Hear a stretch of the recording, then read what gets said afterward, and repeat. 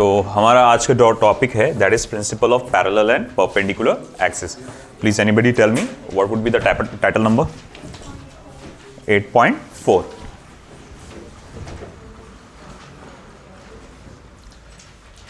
Theorem करके बोला गया कि प्रिंसिपल बोल के बोला हुआ है? Theorem of parallel and perpendicular axis.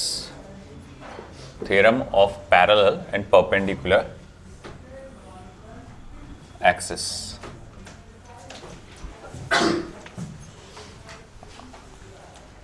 अब जिसमें सबसे पहला हमको जो देखना है बेटा, थ्योरम ऑफ पैरेलल एक्सिस.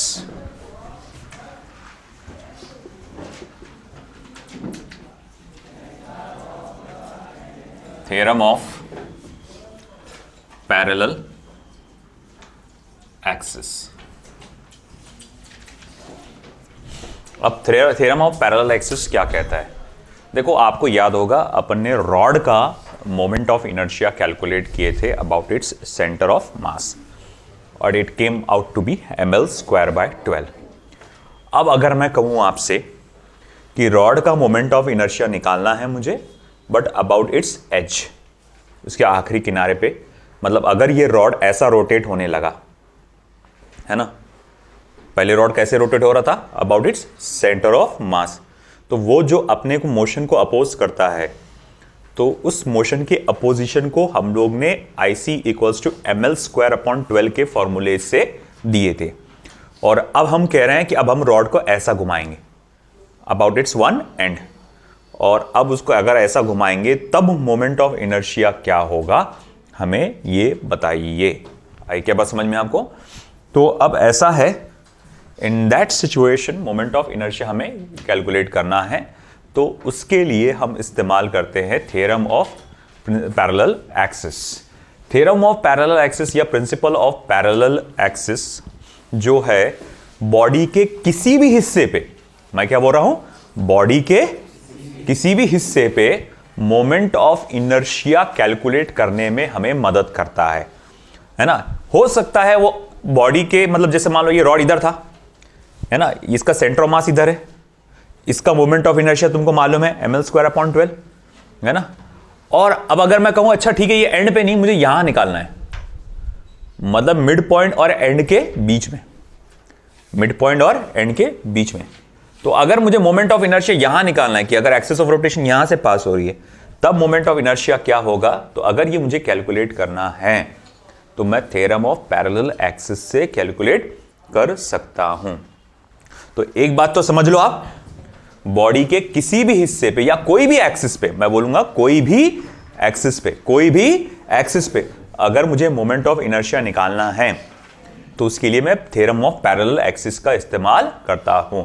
हाँ, मगर उसकी कुछ शर्तें हैं. बोले क्या शर्तें हैं? कुछ चीजें आपको मालूम होना चाहिए. बोले क्या?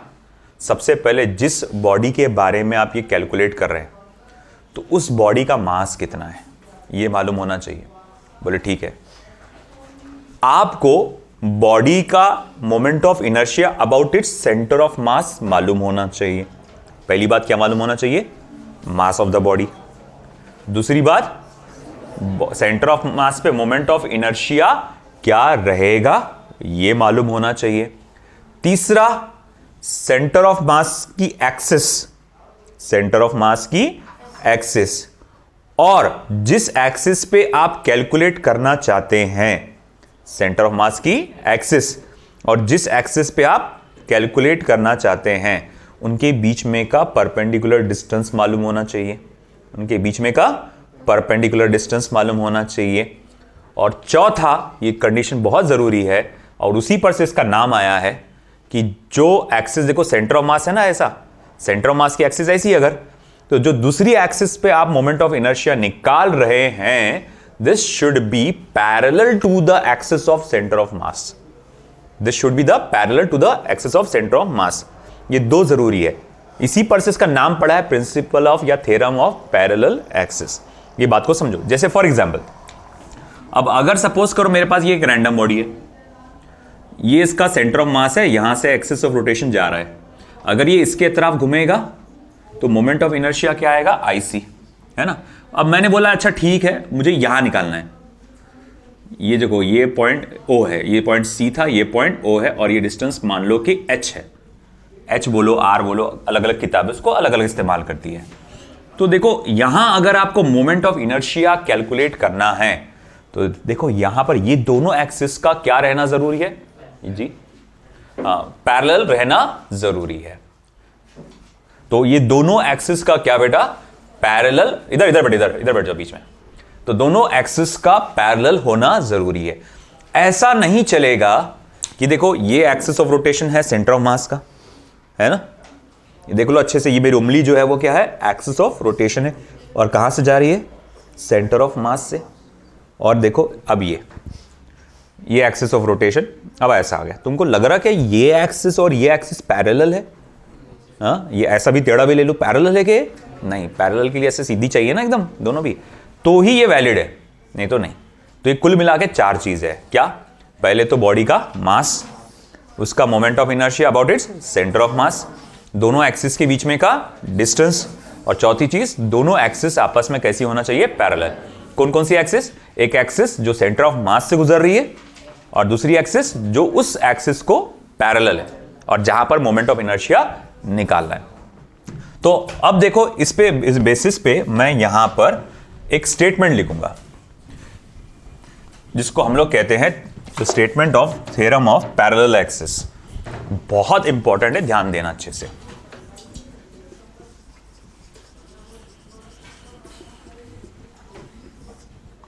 और इसको अच्छे से याद कर लेना। ओ हमजद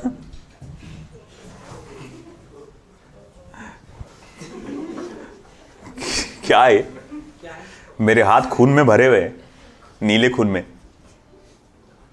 खोलते से ही पेन दब दब दब दब दब उसमें देख लिया करना, ये देख। नहीं अब जान देना, हो गया काम, हो गया। अपने लिखना तो है। देख, MI stands for moment of inertia, not mission impossible, है ना। Moment of inertia of a body about any axis, है ना। Moment of inertia of a body about any axis is equal to the sum of moment of inertia of that body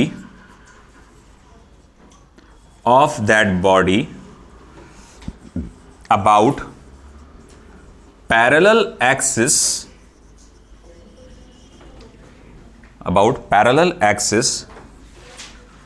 passing through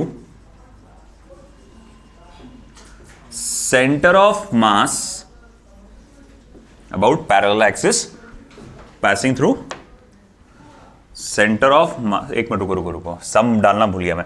moment of inertia of body about any axis equal to sum of moment of inertia of that body about parallel axis passing through the centre of mass, नहीं सही है, and product of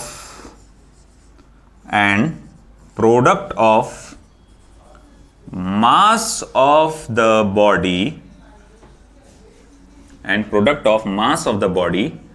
and square of perpendicular distance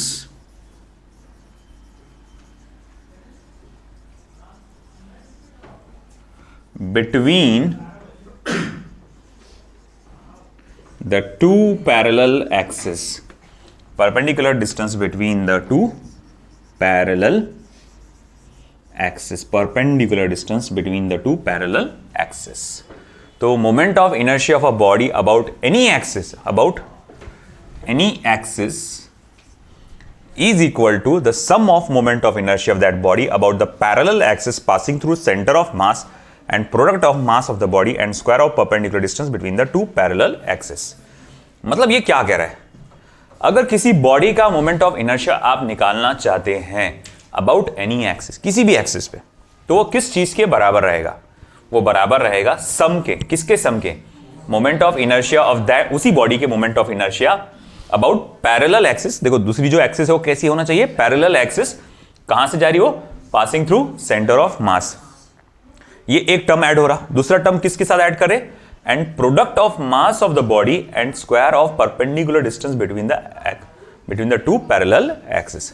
अब इसी चीज को अपन थोड़ा सा है ना डायग्रामेटिकली अपन देखेंगे। अगर सपोज करो जैसे कि मैं अगर कहूं कि ये मेरे पास एक पर्टिकुलर डायग्राम है, कोई भी एक रैंडम शेप का मैंने डायग्राम लिया, ओके, और मैंने कहा कि देखो भैया ये जो है ना, ये इसका सेंटर ऑफ मास है और ये है वो एक अनदर पॉइंट, ओके। मैं असल में क्या कर रहा हूं कि मुझे यहां पे मोमेंट ऑफ इनर्शिया निकालना है।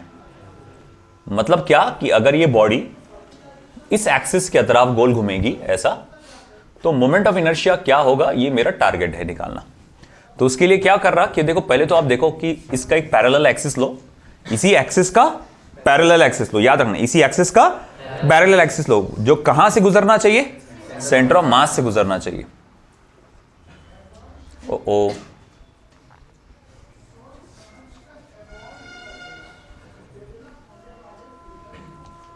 इसी एक्सिस को पैरेलल लिया मैंने, दूसरा एक्सिस जो सेंटर ऑफ मास से गुजर रहा है, अगर वो इसके अतराफ रोटेट करेगा तो मोमेंट ऑफ इनर्शिया क्या रहेगा, IC, और इन दोनों के बीच का जो डिस्टेंस है वो कितना है बेटा, H।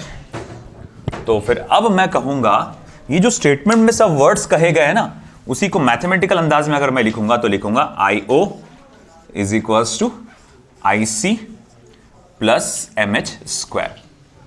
IO is equals to IC plus MH square, जहां पर IO क्या है, where IO is moment of inertia of body about the given axis।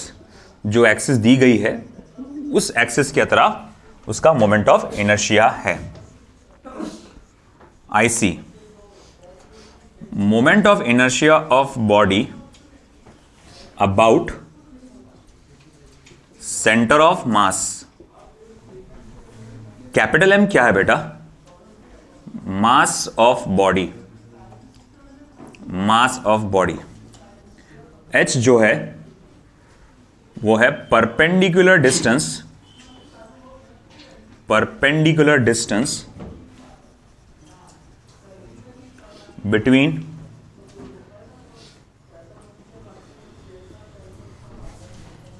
To parallel axis. ये चीजें यहां पर ऐसे से आई, ये बात समझ में, ये रहा स्टेटमेंट।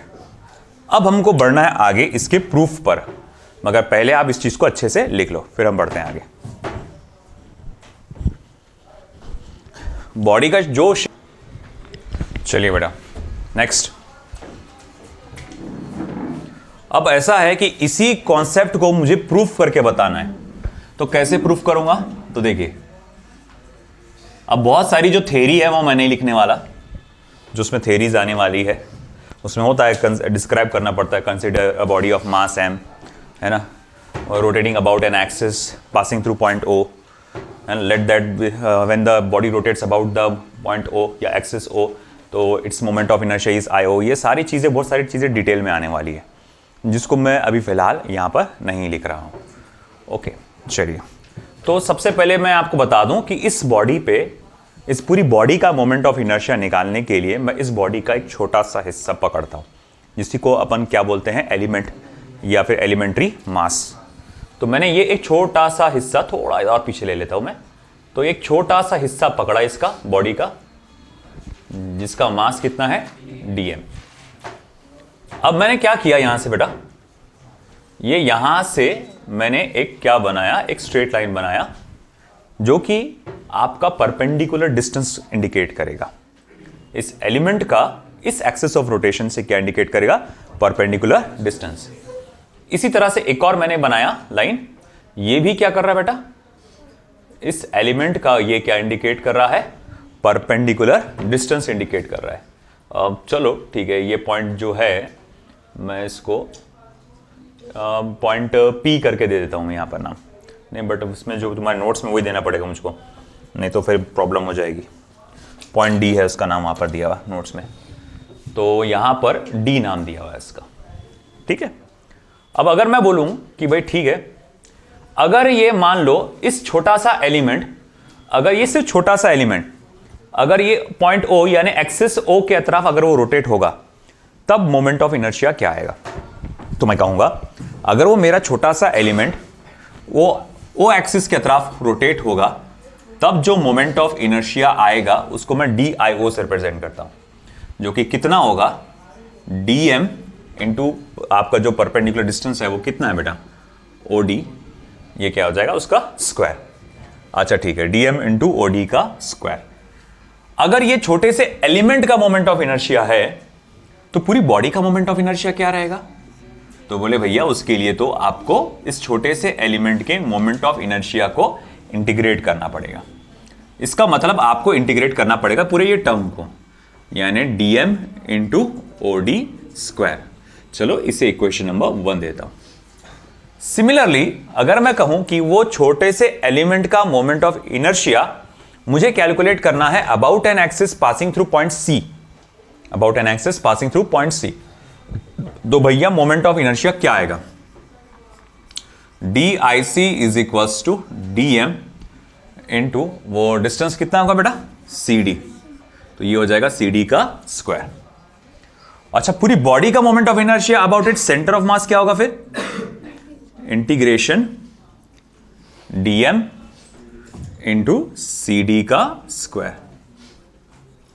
और इसे दे दो इक्वेशन नंबर 2, ठीक है। अब आगे क्या करने वाला हूं मैं?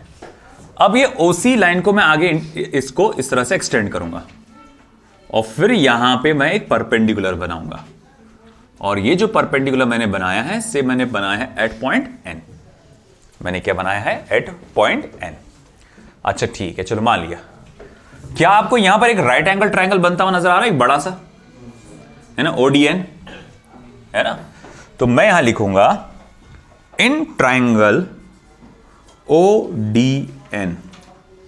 आप पता पाइथागोरस थ्योरम लगाइए, तो आप लिखेंगे O D square is equals to O N square plus N D square, O N square plus N D square.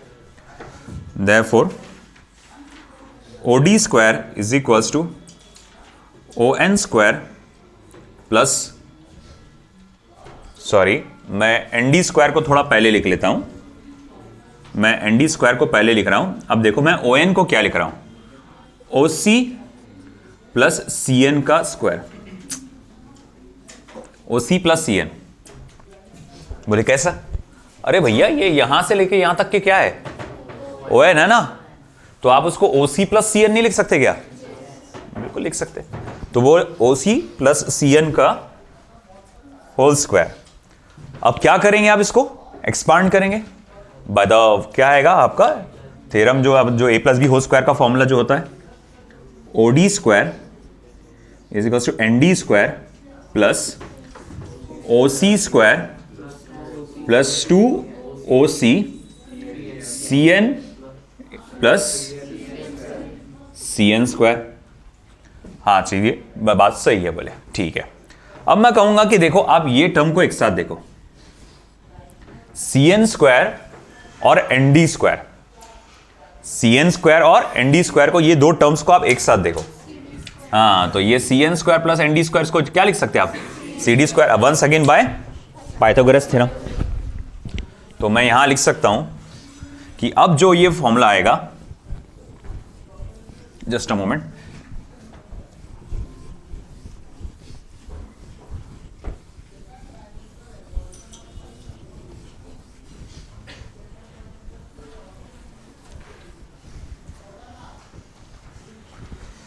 Okay. तो अब जो ये फॉर्मूला आएगा वो कैसे आएगा?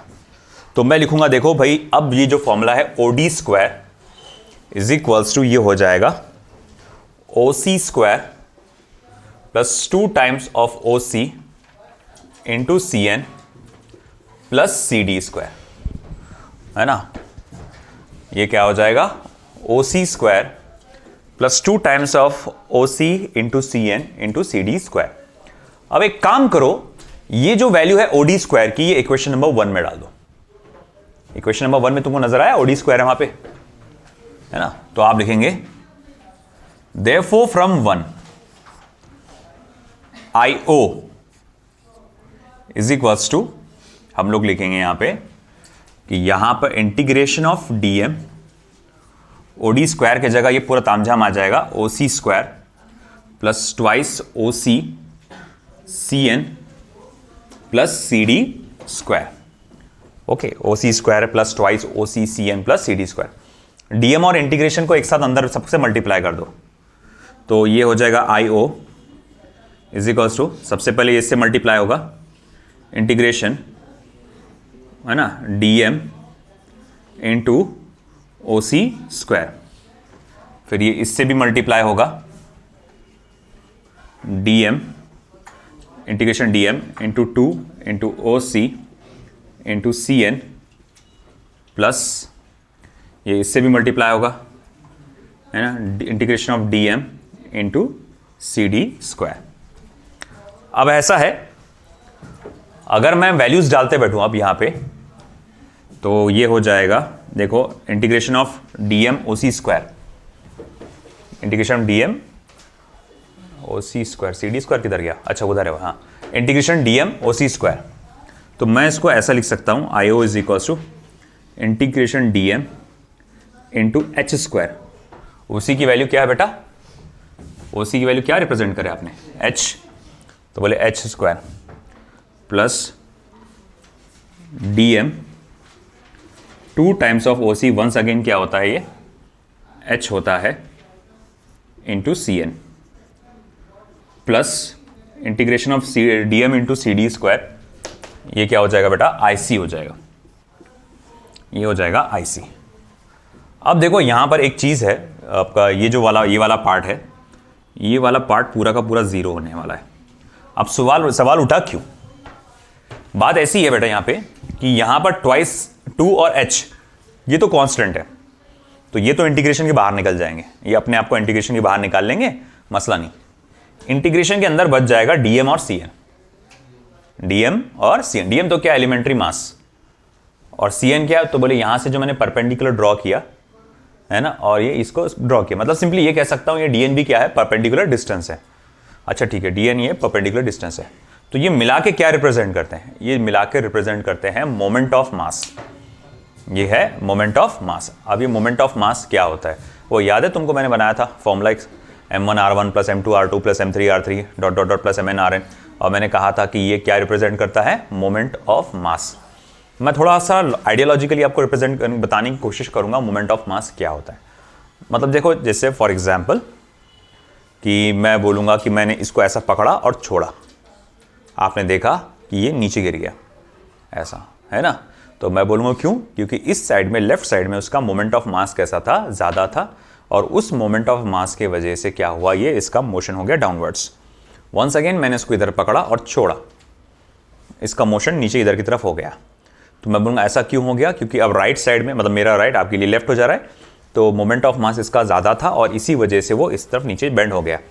और अब अगर मैं इसको सेंटर ऑफ मास पे रखता हूँ, मान लो सेंटर ऑफ मास पे मैंने होल्ड करके रखा, अब ना इधर जा रहा ना उधर जा रहा, तो मैं बोलूँगा कि इसका मोमेंट ऑफ मास राइट का भी और लेफ्ट का भी, है ना, वो क्या हो चुका है, बैलेंस हो चुका है। राइट का जितना मोमेंट ऑफ मास है, लेफ्ट का ही उतना मोमेंट ऑफ मास है। तो अगर राइट और लेफ्ट का मोमेंट ऑफ मास सेम है बट ऑपोजिट है, मोमेंट ऑफ मास इधर घुमाएगा इसको और इसको इधर घुमाएगा, तो मैं बोलूँगा अब ये इसलिए नहीं घूम रहा क्योंकि सेंटर ऑफ मास पे हूँ मैं, और सेंटर ऑफ मास पे राइट और लेफ्ट का मोमेंट ऑफ मास सेम हो जाता है। अब अगर बोलूँगा मैं पूरी बॉडी का सेंटर मोमेंट ऑफ मास कितना होगा, फिर 0, जितना इधर है उसके उतना ही ऑपोजिट पे इतना इधर है ना। तो एक बात याद रखो कि बॉडी का moment of mass about its centre of मास हमेशा क्या होता है, 0 होता है। तो ये कॉन्सेप्ट सिर्फ इधर ही एक ही जगह यूज हुआ है, यहाँ पे ओवरऑल पूरे इसमें अपना सिर्फ एक ही जगह यूज हुआ है, ये सिर्फ ये जगह पे यूज हुआ है। तो ये याद रखना है कि ये क्या रिप्रेजेंट कर रहा है, मोमेंट ऑफ मास, जो कि क्या हो जाएगा, 0 हो जाएगा। ठीक है, चलो, तो ये तो पार्ट हो गया 0। दूसरी बात, जैसे मैंने भी थोड़ी देर पहले भी बताया था कि H क्या है, कांस्टेंट है। तो अगर मैंने H को बाहर ले लिया है ना, तो इंटीग्रेशन में कौन बचेगा, dm। dm क्या है, छोटे से पूरी बॉडी के छोटे से एलिमेंट का मास है। अच्छा, इसे आप इंटीग्रेट करेंगे तो क्या बन जाएगा, वो पूरी बॉडी का मास बन जाएगा। और पूरी बॉडी का मास कितना है, कैपिटल M। तो अब अगर ऐसा है तो मैं इस इक्वेशन को कैसे लिख सकता हूं, IO इक्वल्स टू वो IC इधर आ जाएगा, प्लस इंटीग्रेशन ऑफ dm कितना हो गया, m, और ये h स्क्वायर जैसे के वैसी। तो ये हमारे पास moment of inertia of the body about any axis का फॉर्मूला बन गया। IO is equals to IC plus mh square. समझाइए। तो ये हमारे पास principal of parallel axis theorem का प्रूफ है ना। एक तो प्रिंसिपल ऑफ पैरेलल एक्सिस और अगला जो आएगा प्रिंसिपल ऑफ परपेंडिकुलर एक्सिस। ये 101% तुम्हारे को एग्जाम में दोनों में से कोई एक आएगा ही आएगा इंशाल्लाह, नीट के एग्जाम में, है ना। तो be well prepared for that. Again मैं बता रहा हूं, मैंने ये बहुत डायरेक्ट, मतलब इसमें थ्योरी गायब है। मतलब कई सारी जो बातें मैंने बोला कि बॉडी मान के चलो यहाँ डीएम है, ऐसा है वैसा है, आपको वो लिखना पड़ता है वो सारी चीजें। तो सारे पॉइंट्स कैसे लिखना है, क्या क्या लिखना है, वो नोट्स में प्रॉपरली मेंशन है ना। रोटेशनल डायनामिक्स जो मैंने नोट्स आपको प्रोवाइड किया था, है ना, उसमें है, और उसमें से उसको देख के याद करो। मेरी बात ये लिख के रखो, अगर तुम समझदार है तो आज के आज इस थ्योरम को याद कर लोगे तो, है ना। नहीं तो इतना भारी पड़ेगा आगे जाके, मैं गारंटेड बोल रहा भारी पड़ जाएगा। अभी तुम याद करने जाओगे हार्डली 10 से 15 मिनट लगेगा आज के दिन, मगर तुम कल जाके उसको कोशिश करोगे ना, मतलब कल क्या तुम मान लो अब तुम भाई तुमने जैसा हर कोई करता है लापरवाही, तुमने ध्यान दिया नहीं मेरी बात पर, छोड़ दिया उसको, और बाद में मौका आया, आपने नवंबर दिसंबर में पेज खोल के देखा कि अब इसको मैं पढ़ना चालू करता हूँ, तुम्हारे दिमाग में पल्ले नहीं पड़ेगा क्या हो रहा। गारंटेड लिख के देने को तैयार हूँ मैं, है ना। अभी के अभी तुम कर लो घर पे, मतलब आज के दिन जाओ शाम में इत्मीनान से 15 मिनट दो, बस 15 मिनट बहुत हो गया, आधा घंटा, उससे ज़्यादा नहीं लगने वाला, तुमको अच्छे से पूरा सिस्टमेटिकली याद हो जाएगा। आज के आज उसको याद कर लो, ठीक है। चलो लिख लो, ये पूरा रफ पार्ट लिख लीजिए आप पूरा इसका। I will wait. चलो इधर ध्यान दो। अब हम लोग ने theorem of parallel axis, principle of parallel axis देखे, और अब हम उसका देखेंगे एप्लीकेशन। तो देखो, सबसे पहला, to determine moment of inertia of a uniform rod about its one end. To determine moment of inertia of a uniform rod about its one end. देखो इधर, सबसे पहले एक ये रॉड कंसीडर करता हूं मैं, यूनिफॉर्म रॉड, जिसका मास m है, लेंथ कैपिटल L है। ओके, चलो मान के चलो, लेट कैपिटल M जो है mass of rod, capital L जो है लेंथ ऑफ रॉड। ओके, और ये रहा आपका एक्सिस ऑफ रोटेशन, जो कि कहां से पास हो रहा है बेटा, सेंटर ऑफ मास से पास हो रहा है। तो अगर रॉड यहां पर ऐसा रोटेट होता है तो इसके मोमेंट ऑफ इनर्शिया को IC लिखा जाएगा। और ये है एक दूसरा एक्सिस जो इस एक्सिस को पैरेलल है ना, जो कि कहां से पास हो रहा है, एंड से, पॉइंट O जो कि एंड से पास हो रहा है। और यहां पर जो मोमेंट ऑफ इनर्शिया रहेगा IO, या जैसे जस्ट I अभी बोल के मैं चलूंगा। और मुझसे कहा गया है कि तुम इस जगह इसका मोमेंट ऑफ इनर्शिया पता लगाओ। अब वो कैसे पता लगाएंगे, तो by theorem of parallel axis, I is equals to IO is equals to IC plus MH square. IO is equals to क्या होता है, IC प्लस MH स्क्वायर। अब अगर मैं आपसे पूछूंगा कि okay, therefore IO is equals to IC कितना है, ml square by 12 plus MH, H कितना है, तो देखो यहां से लेकर यहां तक का जो है वो डिस्टेंस है H is equals to L by 2, उसका स्क्वायर क्या रहेगा, ml स्क्वायर बाय 4। तो ये हुआ ml स्क्वायर बाय 12 प्लस 3 से मल्टीप्लाई डिवाइड कर दो ताकि आपका डिनोमिनेटर सेम हो जाए, और आप इसको अब आसानी से ऐड कर सके, तो ये हो जाएगा 4ml² / 12। तो कुल मिला के जो आंसर आएगा वो कितना आ जाएगा, ml² / 3। आया समझ में? तो ये हमारे पास moment of inertia of uniform rod about its one end का फॉर्मूला है, ml² / 3। जैसे कि आपने देखा, मैंने प्रिंसिपल ऑफ पैरेलल एक्सिस की मदद से इसे कैलकुलेट किया। आई बात समझ में? चलिए, इसी तरह देखो रिंग का भी, रिंग की moment of inertia of uniform ring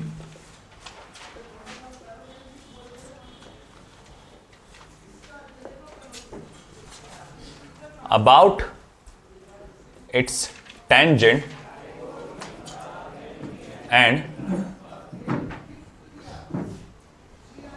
parallel to its plane. Moment of inertia of a uniform ring about its tangent and parallel to its plane. तो अगेन मैं बोलूंगा लेट कैपिटल M जो है mass of ring है, capital R radius of ring,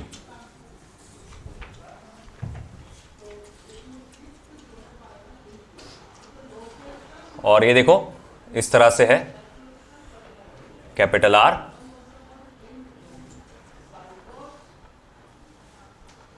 और ये मेरा axis of rotation है। तो अगर ये रिंग इस तरह से रोटेट हुआ तब मोमेंट ऑफ इनर्शिया क्या आएगा, IC। और अगर ये रिंग इस तरह से रोटेट हुआ तो मोमेंट ऑफ इनर्शिया क्या आएगा, IT, है ना, about an axis passing through it's tangent. आप समझ रहे हो कि ये कैसा घूम रहा है क्या? रिंग कड़ा है किसी के पास? रिंग मत देना, छोटी सी नहीं, कड़ा घड़ी बता तेरी।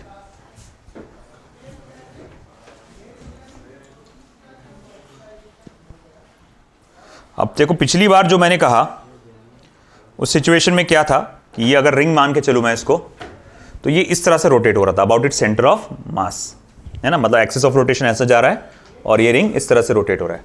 अब देखो ये एक्सिस ऑफ रोटेशन यहां से जा रहा है टेंजेंशियली और ये पूरा ऐसा रोटेट हो रहा है, समझ रहा है ना? तो आपने देखा ये एक्सिस टेंजेंट से पास हो रही है और ये एक्सिस सेंटर ऑफ मास से पास हो रही है, दोनों आपस में पैरेलल है। तो अब ये मोमेंट ऑफ इनर्शिया मैं निकाल सकता हूं, थैंक्स, कि भाई moment of inertia about that tangent मैं कैसे कैलकुलेट करूंगा फिर। तो moment of inertia about that tangent अगर मुझे निकालना है तो once again by principle of theorem of parallel axis IT जो आएगा वो आएगा IC प्लस MH²। अब IC का फॉर्मूला क्या है बेटा, वो तो mr² है, कल याद कराया था ना मैंने रिंग का मोमेंट ऑफ इनर्शिया क्या है, mr², और h यहां से यहां तक के बीच का डिस्टेंस है जो कि कितना अगेन r है, तो mr² वंस अगेन, है ना, क्योंकि h इज इक्वल टू क्या है, कैपिटल R। तो ये हो जाएगा ट्वाइस mr², ट्वाइस mr²। आया समझ में आपको? चलिए वंस अगेन तीसरा, moment of inertia of uniform ring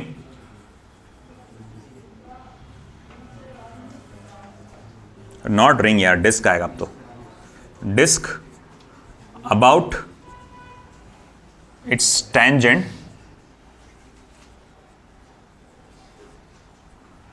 and, अरे यार इसको परपेंडिकुलर करना यार, गलती हो गई मेरे से, perpendicular to its plane and perpendicular to its plane, moment of inertia of disc about its tangent and perpendicular to its plane, क्योंकि एक्सिस ऑफ रोटेशन जो था, है ना, आपने देखा वो प्लेन ऐसा था, उसको ये परपेंडिकुलर था टेंजेंट का भी, वो तो गलत दिख गया था मैंने, सॉरी। तो आएगा ये इस तरह से। तो भाई देखो अगेन मेरे पास ये एक डिस्क है और डिस्क अगर उसके सेंटर ऑफ मास पे रोटेट हुआ तब मोमेंट ऑफ इनर्शिया क्या रहेगा, IC, और जब इसके टेंजेंट पे रोटेट होगा तो मोमेंट ऑफ इनर्शिया क्या आएगा, IT, ये पॉइंट C। और ऑफ कोर्स यहां से लेकर यहां तक का जो डिस्टेंस है h इज इक्वल टू क्या रहेगा, कैपिटल आर। तो अब अगेन वंस अगेन मैं यहां पर आऊंगा, I T is equals to I C plus M H square. I C कितना होता है बेटा, M R square by 2 plus M H, H की वैल्यू कितनी है आर, तो H is equals to capital R. तो भैया M R square 3 M R square by 2, I T की value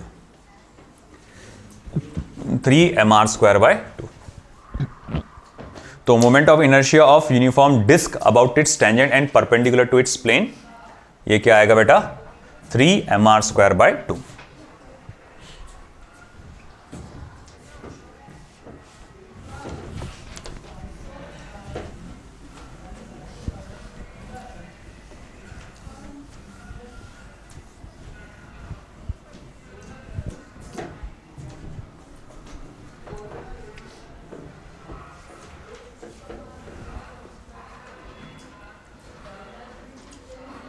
Moment of inertia of a uniform hollow sphere about its tangent। तो एक यूनिफॉर्म हॉलो स्फीयर है, उसका moment of inertia निकालना है अपने को अबाउट इट्स टेंजेंट। तो देखो हॉलो स्फीयर या जिसको अपन शेल कहते हैं, अगर वो हॉलो स्फीयर या शेल उसके सेंटर ऑफ मास पे रोटेट होता है तब मोमेंट ऑफ इनर्शिया हो जाएगा आई सी, और वही हॉलो स्फीयर या फिर शेल अबाउट इट्स टेंजेंट अगर रोटेट हुआ तो वो आएगा आई टी, और ये H is equals to capital R. तो अगेन फिर से अगर मैं मान के चलो M mass of shell, capital R radius of shell, और अगर मैं बोलूं टेंजेंट पे मोमेंट ऑफ इनर्शिया क्या आएगा, तो I C plus M H square. तो I T is equals to I C क्या आएगा, 2/3 M R square, M H यानी कि R, H is equals to capital R M R square. देखो I T is equals to 5/3 M R square, 5/3 M R square.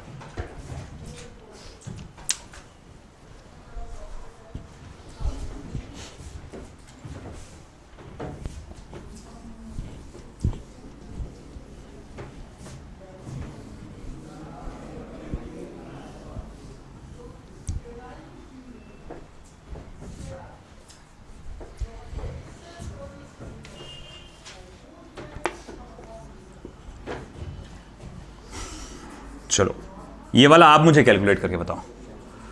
Moment of inertia of a uniform solid sphere about its tangent. Moment of inertia of a uniform solid sphere about its tangent, 7 M R square by 5 होगा, 5 correct, good. तो ये हो जाएगा H is equals to R है once again, अच्छा यहां लिख दिया था ना, तो H is equals to R है once again. Moment of inertia of hollow solid sphere about its tangent क्या आएगा, once again I C plus M H square का फॉर्मूला, आई सी की वैल्यू क्या आएगी 2/5 M R square plus M R square, 7/5 M R square, 7/5 M R square.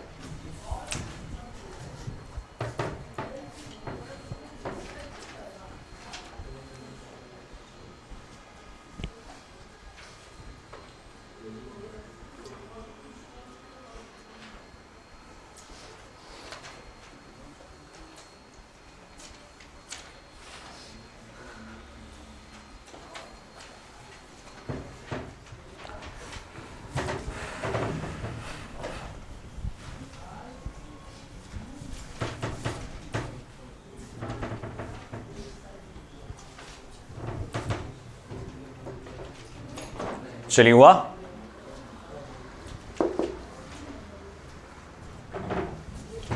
तो ये है moment of inertia of solid sphere about its tangent. अब इसी तरह से आपका हॉलो स्फीयर का आता है, इसी तरह से सॉलिड स्फीयर का भी, सॉरी हॉलो सिलेंडर का। देखो इधर एक आता है हॉलो सिलेंडर, ये थोड़ा सा मैं डायरेक्ट कर लेता हूं या फिर आप ही से पूछ लेता हूं कि क्या आएगा। देखो ये आपको मालूम है कि हॉलो सिलेंडर जब इसके एक्सिस पे रोटेट होता है तब मोमेंट ऑफ इनर्शिया कितना आता है बेटा, mr²। और अब अगर यही hollow cylinder about its tangent and parallel to axis अगर रोटेट होगा तब का मोमेंट ऑफ इनर्शिया क्या आएगा बताइए आप। ऑफ कोर्स यहां से यहां तक के क्या होगा, H is equals to capital R होगा, जहां पर R stands for radius of the cylinder. अब बोलो क्या आएगा इसका answer, twice mr², just as observing. तो यहां पर IT इज इक्वल्स टू क्या आ जाएगा, twice mr²। And the last मुझे बताइए फिर सॉलिड स्फीयर का, सॉरी सॉलिड सिलेंडर का, स्फीयर तो हो चुका है।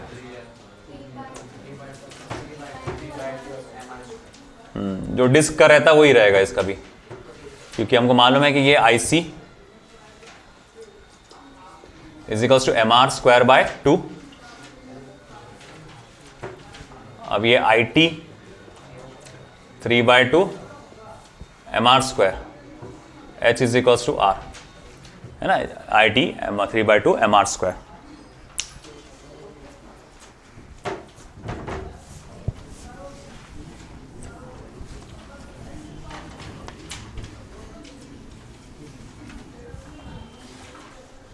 ठीक है, कोई मुझे स्क्वायर का उसको बता सकता है क्या, फिर स्क्वायर शीट का। जैसे कि अगर एक स्क्वायर लैमिना का याद है ना, कल सेंटर ऑफ मास बताया था मैंने। तो अगर मान लो कि एक्सिस ऑफ रोटेशन इसके सेंटर से गुजर रहा है तब उसके लिए आपका IC कितना होता है, ml²/6। और अब देखो ये इस तरह से जा रहा है टेंजेंशियली, तब क्या आएगा, IT is equals to IC plus MH²। ये क्या हो जाएगा, ml²/6। अच्छा इस बार H कितना रहेगा, L/2, उसका स्क्वायर क्या हो जाएगा, L²/4, है ना। अब आप उसको क्रॉस मल्टीप्लाई करो तो वो कितना हो जाएगा, 10 ml²/24, यानी ये हो जाएगा 10 ml²/24, यानी कि 5 ml²/12। आया समझ में, लिख लो फिर। तो यहां मैंने आपको application of principal of parallel axis बताया, विद पैरेलल एक्सिस क्या है और कैसे अपन उसका इस्तेमाल करके बॉडी के अलग अलग हिस्सों पे मोमेंट ऑफ इनर्शिया कैलकुलेट कर सकते हैं। वैसे ही कल हम लोग देखेंगे प्रिंसिपल ऑफ या थ्योरम ऑफ परपेंडिकुलर एक्सिस, है ना। दोनों को कंपैरिजन में अगर मैं बताऊं तो सबसे ज्यादा इंपॉर्टेंट ये पैरेलल एक्सिस वाला है, थोड़ा सा लेस इंपॉर्टेंट बोल दूंगा मैं इसको, है ना, मगर उसको निगलेक्ट नहीं करूंगा मैं। चलिए।